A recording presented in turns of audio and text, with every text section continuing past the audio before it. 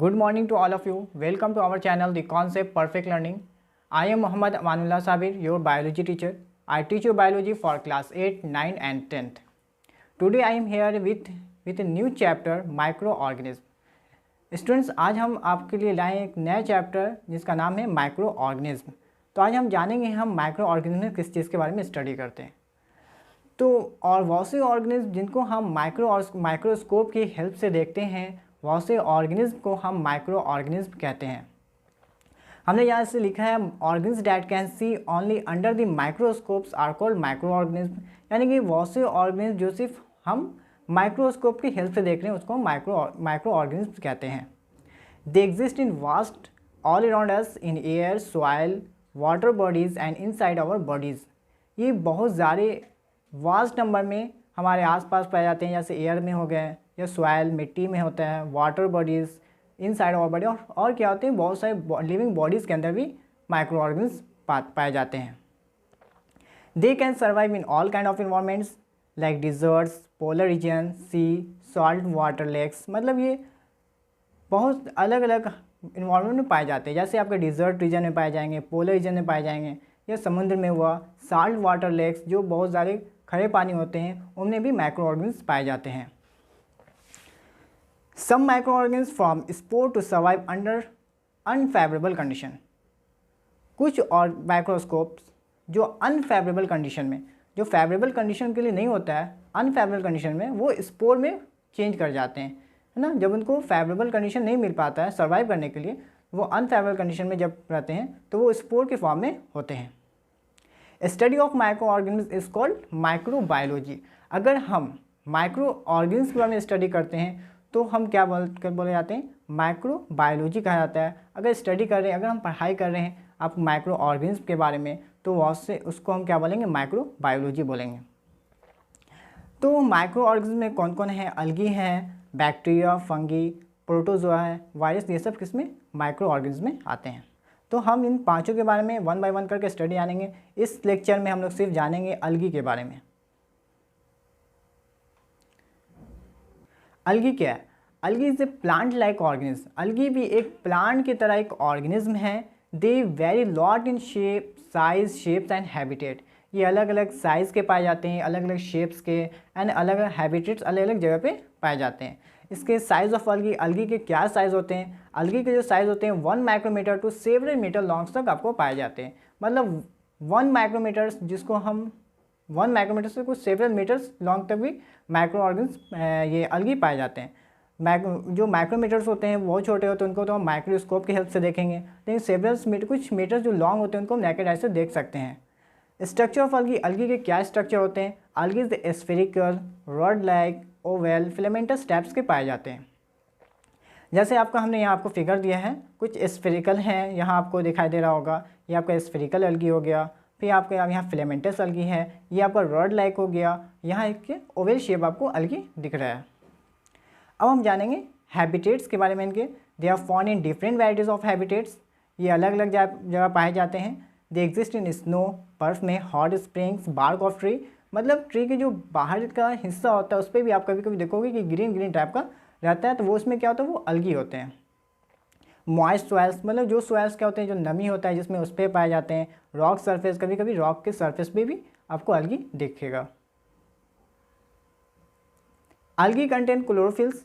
अलगी में क्या होता है, क्लोरोफिल्स होते हैं and produce food for photosynthesis, क्योंकि वो फोटोसिंथेसिस की हेल्प से वो अपने खाने को तैयार कर सकें। However differ from plants because they do not have the proper root, stem and leaves.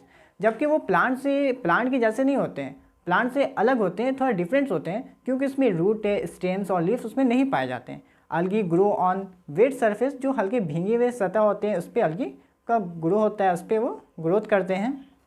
अलगी that you saw under the microscope are green. आपने माइक्रोस्कोप पे जो देखा होगा वो अलगी अब किस तरह देखे होंगे, ग्रीन अलगी। लेकिन कुछ ग्रीन अलगी ऐसे भी होते हैं जो आपको रेड हो गए, ब्राउन या ब्राउन कलर के पाए जाते हैं। जैसे हमने आपको यहाँ फिगर दिया है, ये आपका रेड कलर अलगी हो गया, यहाँ आपका ब्राउन अलगी दिया हुआ है ना। अलगी कैन भी यूनिसेलुलर। अलगी जो हैं वो यूनिसेलुलर भी होते हैं, यानी कि एक सेल्स के भी बने होते हैं, और मल्टीसेलुलर, एक सेल से ज़्यादा सेल के भी अलगी बने होते हैं। तो यूनिसेलुलर अलगी के हमने यहाँ पे एग्जांपल दिया है। सबसे यहाँ एक डायटम्स है, जो आप यहाँ फिगर आप देख रहे हो डायटम्स के, ये क्या है, यूनिसेलुलर अलगी है। और क्लैमाइडोमोनास, हमने यहाँ भी आपको ये फिगर दिया है, ये क्लैमाइडोमोनास ये यूनिसेलुलर ऑर्गेनिज्म, यूनिसेलुलर अलगी हैं, ठीक है। और मल्टीसेलुलर अलगी हैं सीवेट्स, स्पैरोगैरा, ये देखिए ये आपका हो गया स्पैरोगैरा, है ना, और यहाँ आपका सीवेट्स है, ठीक है। ये हो गया क्या, मल्टीसेलुलर अलगी हैं। अलगी कैन रिप्रोड्यूस सेक्सुअली और एसेक्सुअली। अलगी जो रिप्रोड्यूस होते हैं वो सेक्सुअल भी होते हैं और एसेक्सुअल भी होते हैं, मतलब सिंगल पेरेंट्स भी होते हैं और डबल पेरेंट्स से भी वो रिप्रोड्यूस उसमें होता है। Algae are useful to man in variety of ways. Algae कैसे इंसान के लिए यूजफुल होते हैं, इंसान के लिए अलगी कैसे यूजफुल होते हैं। Half of the total fixation, total carbon dioxide fixation on the earth is carried out by algae. मतलब हमारे अर्थ पे जो भी कार्बन डाइऑक्साइड फिक्सेशन होता है उसका हाफ, आधा अमाउंट, आधा से ज़्यादा लगभग वो कार्बन डाइऑक्साइड फिक्सेशन कौन करता है, अलगी करता है। तो कार्बन डाइऑक्साइड फिक्सेशन ये क्या है, कार्बन डाइऑक्साइड फिक्सेशन ये क्या है। कार्बन डाइऑक्साइड फिक्सेशन वो है जो आपका इनऑर्गेनिक कार्बन डाइऑक्साइड जो हमारे एटमॉस्फेयर में पाया जाता है उसको अलगी क्या करता है, ये कन्वर्ट कर देता है कार्बन मॉलिक्यूल्स में कि जो उसके दूसरे प्लांट्स उसको यूज़ कर सकें। ये आपका कार्बन डाइऑक्साइड फिक्सेशन हो गया, ओके। अब क्या है, they are also greatest provider of oxygen according to for 80% of the oxygen in air. और ये क्या करता है, ये हमको ऑक्सीजन भी प्रोवाइड करता है। 80% ऑफ इन एयर, एयर में 80% लगभग ये ऑक्सीजन प्रोवाइड करता है कौन, अलगी। अलगी एज फूड, अलगी को फूड्स के भी तौर पे यूज़ करते हैं लोग।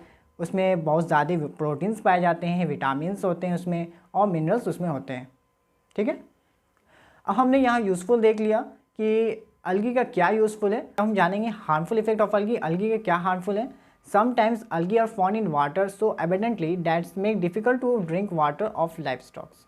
मतलब क्या हुआ, कभी कभी क्या होता है कि अलगी का वाटर सरफेस को पूरा करते कवर कर लेते हैं, जिसकी वजह से वहाँ पे जो रहने वाले लाइव स्टॉक्स होते हैं इनको पानी पीने में प्रॉब्लम हो जाता है, ठीक है।